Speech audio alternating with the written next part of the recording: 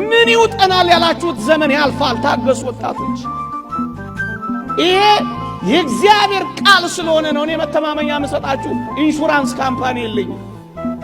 እግዚአብሔር ግን ዋስትናችን፣ የትላንትናው ሕይወት መተማመኛችን ነው። ከትላንት አልፋችሁ እዚህ ደርሳችሁ የለም። የትላንት ትዝታችሁን እግዚአብሔር ያደረገላችሁን መርሳት ይገባችኋል ወጣቶች። ትላንትን ለትዝታና ለትውስታ ነገን ለተስፋ ሰንቃችሁ ዛሬን በደስታ ኑሩ። ክርስትናዬ ነው። ታገሱ። እኔ ልጅ ያለው HIV ኤድስ የሚባል በሽታ ነበር። ሰፈሬ የነበሩ እጅግ ውብ እህቶች፣ እጅግ ጎበዝ ወጣቶች ልክ በሽታው እንደያዛቸው ራሳቸውን እያነቁ ይገሉ ጀመር፣ መርዝ እየጠጡ በጣም ብዙዎች።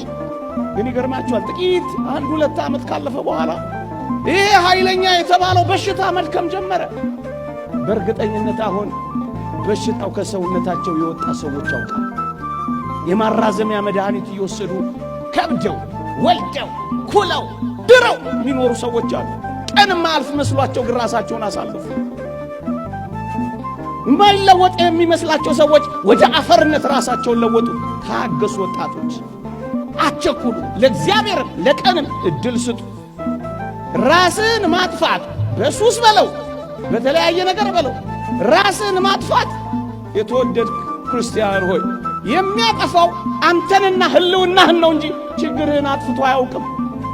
ጎበዝ ኮንክ ክርስቲያን ኮንክ በችግር ላይ በጸሎት ተነሳ፣ በተጋድሎ በርታ፣ በምስጢራት ቤተ ክርስቲያን ተሳትፎ ጠንክር እንጂ ችግርህን ታስወግደዋለህ። ራስህን ግን አታስወግደው።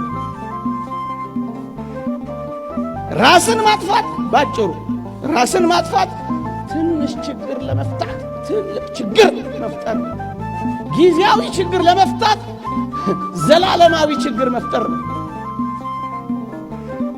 በጣም ቀላል ችግር ለመፍታት የተወሳሰበ ችግር መፍታት ነው። ሰው በምንጨቃ ይነሳ፣ ከሞትክ በኋላ ይነሳል በምንጨቃ። ሾፌሮች የሉ ይነሳል፣ ሰው በምንጨቃ ይነሳል። በቃ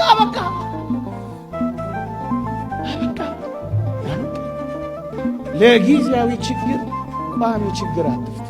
አንድ ድምፅ ብቻ አላሰሙ።